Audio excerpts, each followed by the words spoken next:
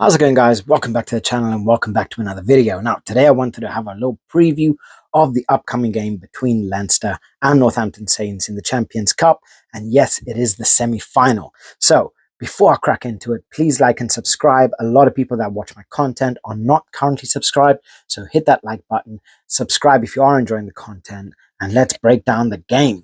Now, first of all, the Saints do not have a very good track record up against Leinster.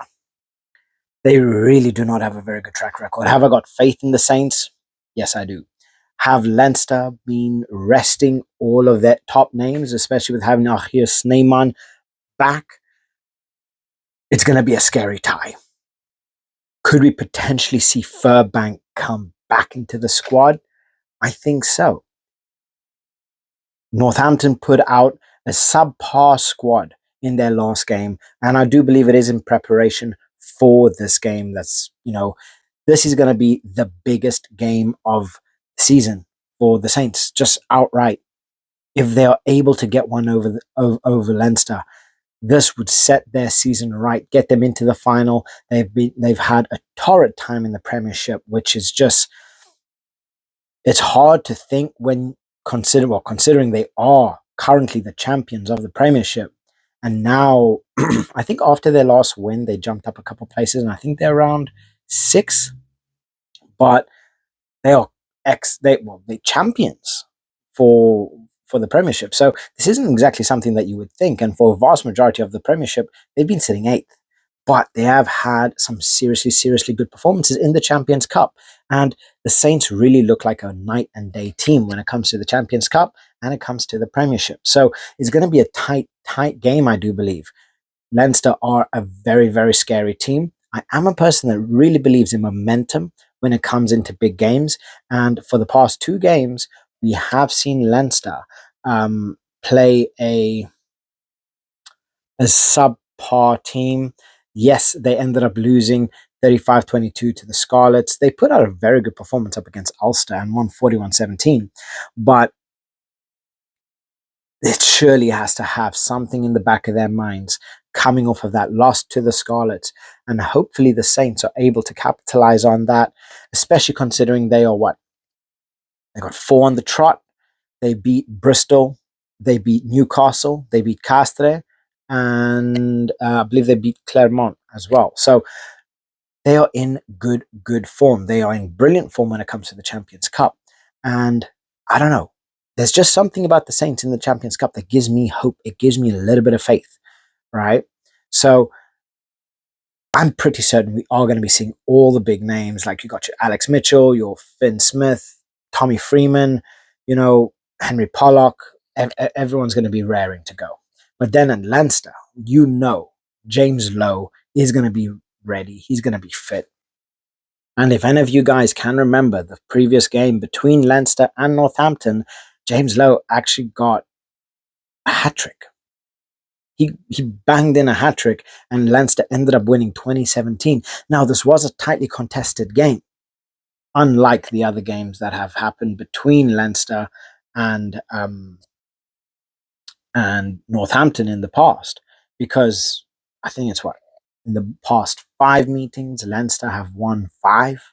So everything is kind of stacked to Leinster's favor, but I do feel that Northampton Saints are going to be those underdogs. They are going to come in with a very strong team. We've all seen just how destructive their backs can be, especially considering how much they've actually played for England. But you can never underestimate Leinster. Leinster at a full squad is quite possibly the most scary team in world rugby. Well, I say world rugby, club rugby. All right? When you have players like Snyman, when you have players like Geordie Barrett, you have players like James Lowe, you have players like Henshaw, Sam Prendergast, you have players like Jamison Gibson Park, you have players like Dan Sheehan, Andrew Porter, and I can just rattle off a whole bunch of different names. Leinster are a very scary team. So it's going to be interesting to see, how they line up, what's going to be the 15, and who's going to come on the bench. Because honestly, I cannot see Dan Sheehan starting.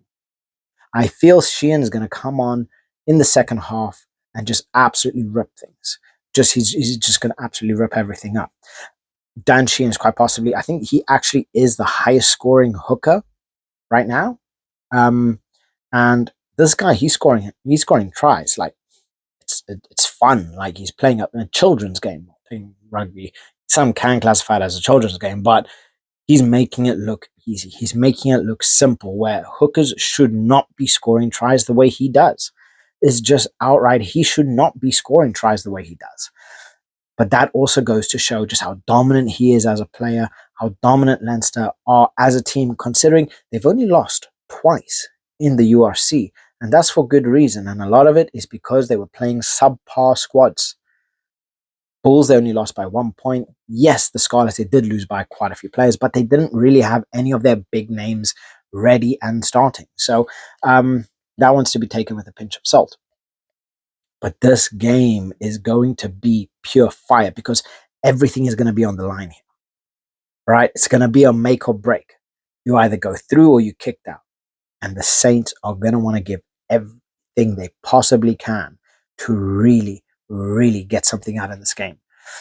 If Tommy Freeman has his way, we all know just how destructive he is. He's a big, strong winger. He can play in that 13 position as well.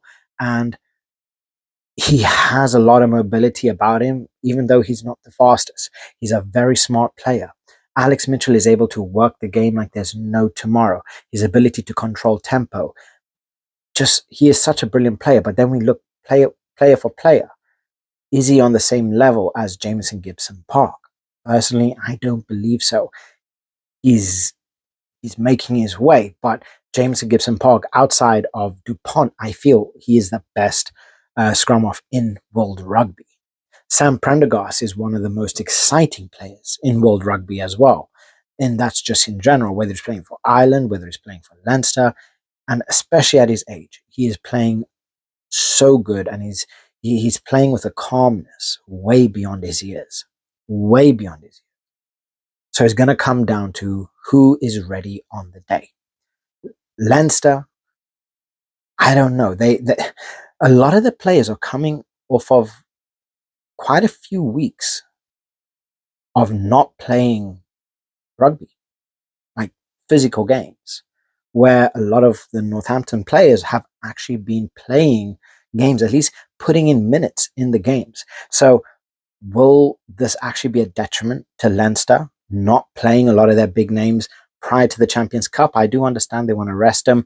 They don't want injuries, but that could also come at a bit of a detriment to Leinster having these players for what I call ring rust, right? Where they haven't been in the thick of it. They are a couple weeks out of actually playing in, I call it test conditions, where you are physically playing the game at an elite level, right? You are playing outside of players that are your own teammates and with, outside of training, because we all know the difference between training and actual game are two completely different things.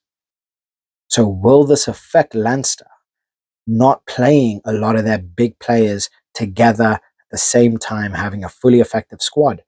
Whereas the Saints have been having a lot of the players play, or at least coming off of the bench over the past couple of weeks, right? So a lot of the Saints players have actually been more active than Leinster. So they potentially are going to be coming into the game fitter and more ready for the actual fight. Whereas Leinster could potentially be coming off soft, right?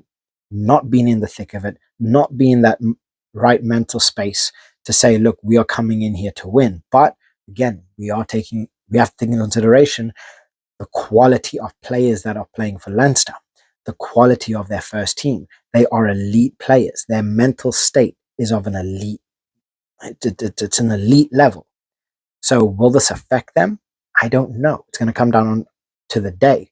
But could this finally be the Saints' time to beat Leinster, to get to the finals?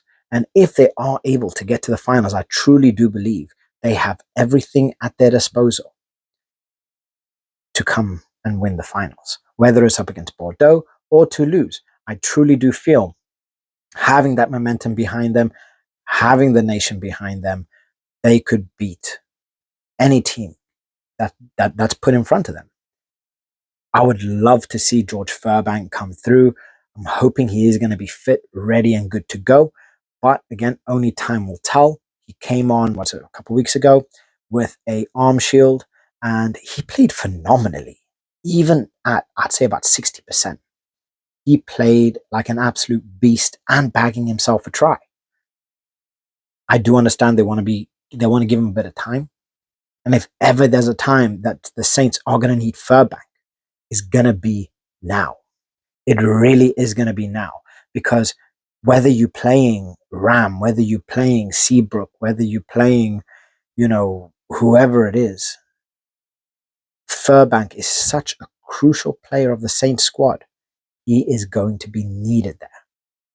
His mentality, his spatial awareness, his ability to play the ball in every single aspect, his kicking ability to relieve pressure, his ball carrying ability is at points so crucial to the way the Saints play and how they attack. He is able to split open defenses. But whether he's going to be ready is a different story.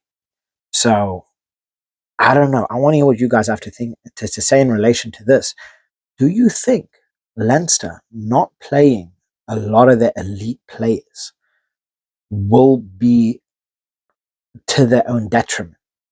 Because the Saints have been playing a lot more of their players more consistently. Whereas you look at the last two squads from Leinster, there really hasn't been any of their top tier players really playing consistently with each other, if that makes sense, right? So I genuinely want to hear from you guys. Please like and subscribe, and I'll catch you guys in the next one. Bye.